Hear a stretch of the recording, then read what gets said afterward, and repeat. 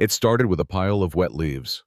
I thought it was a mistake until I checked my security camera. What I saw set off a chain of events that would expose secrets, spark a neighborhood rebellion, and bring down the most feared HOA tyrant we'd ever known. This isn't just a story about petty revenge. It's about standing your ground when someone thinks they own more than just their property. Buckle up, this one ends with mulch. It began with a pile of wet leaves. Not leaves from my trees. Not leaves from my lawn. These were someone else's soggy, brown smelly, and they were dumped right in the middle of my carefully edged, freshly mowed front yard. I stood there for a minute just staring at them, confused. I looked around. No wind that day. No kids playing. Just quiet. And then I checked the ring footage. There she was, Karen, my neighbor. The same Karen who never waved, who filed noise complaints every time I trimmed hedges on a Saturday afternoon, who sent 3 HOA citations for the height of my garden lights, wearing her bright windbreaker, dragging 2 bins across her yard and into mine, like she was taking out the trash and dumping them onto my grass like it was her personal compost heap. She didn't even hesitate. I replayed the footage twice. It wasn't just rude. It was intentional. A declaration of suburban war. I had 2 options, let it go or fight back. I chose both. First, I cleaned it up because my yard matters to me. Then I clipped the video and emailed it to the HOA list. No commentary, just the facts. Karen, the bins, the dump. I didn't expect drama. I expected silence. Instead, I got chaos. The neighborhood lit up. People who had stayed quiet for years replied to the thread.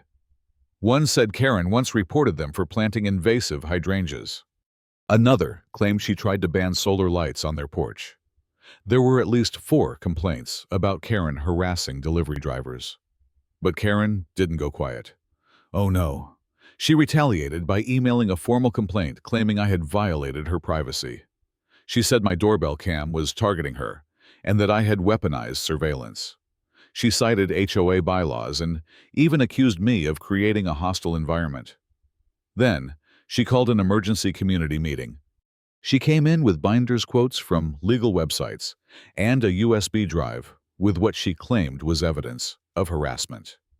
Her goal was clear: paint herself as the victim and have the HOA take action against me. But what she didn't realize was that she'd uploaded the wrong version of the video. She hit play expecting a cropped, edited version that made me look suspicious. Instead, the full, raw clip appeared on the big screen. Karen dragging the bins. Karen dumping the leaves. Karen muttering to herself while adjusting the pile like a compost artist. The room fell silent. She tried to stop it. Fumbled for the remote. Mumbled something about it being out of context. But it was too late. I stood up, calmly. I didn't raise my voice. I simply clarified that security cameras on private property are legal under our state's laws, and that nothing I captured took place inside her home or on her property. I even had printed copies of the relevant statutes highlighted. Someone in the back clapped. Karen sat down. But I wasn't done. There's a certain satisfaction in exposing someone's behavior. But there's a different kind of justice, the kind that sticks. The kind they can't shrug off with another memo. So I did a little research. Karen's house had a sprawling porch she loved to decorate seasonally. Wreaths, flags, fake pumpkins, in fall ceramic rabbits in spring. But something about that porch looked off. So I asked Vince, a local landscaper and zoning nerd, to take a look. Turns out, part of the porch extended a good 4 feet onto the public utility easement. Technically, illegal construction. A violation she'd gotten away with for years. So I had a truck deliver mulch. Bright red cedar mulch. 2 full loads. That morning, Vince and I began unloading. We didn't touch her house, but we covered her porch every inch that sat illegally on public land with fresh, fragrant mulch. And then we posted a sign right at the edge of her walkway. You built on public land. This mulch is nature taking it back. No vandalism, no threats, just poetic legal landscaping. Karen came home from a hair appointment to find her porch buried. She froze in the driveway, mouth open. Neighbors peeked from windows. Phones came out. She screamed, called the police. They came. Took a look, saw the permits, shrugged. It's public property, ma'am. But the real unraveling was just beginning. Someone leaked HOA financial records. Not me, but someone.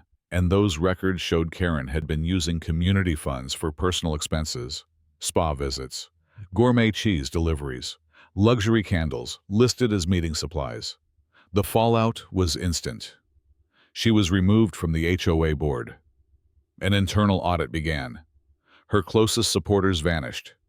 She filed a zoning complaint against me for the mulch, hoping to regain control. But my lawyer filed a countersuit citing her porch violation and submitted the ring footage, the meeting, recording, and community testimonials. Her case was thrown out before it even made it to hearing. Karen's grip on the neighborhood collapsed. Meme pages popped up. One neighbor printed T-shirts with a photo of the mulch-covered porch. Another photoshopped her into a Game of Thrones poster, Queen of the HOA, first of her name, destroyer of yards. She ran for the board again. No one voted for her. Her campaign flyers were returned unopened. Eventually, her home went into foreclosure. Whether it was legal costs, lost status, or just the weight of public shame she left.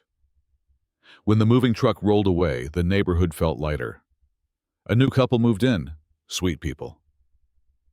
They turned the porch into a butterfly garden and named it Karen's Retreat. They knew the story. Everyone did. And they weren't afraid. Sometimes I look out at that garden and smile. Because Karen wasn't just a bad neighbor. She was a warning. A lesson about power control and how quickly it can unravel when abused. We still have barbecues now. Still mow our lawns. Still wave across the street. But there's more laughter. Less fear. And a healthy respect for boundaries, legal and personal. The mulch. It's still there beneath the garden. A silent reminder. In the end, I didn't win with shouting. I won with calm, with evidence, with patience. And just enough mulch to make a point.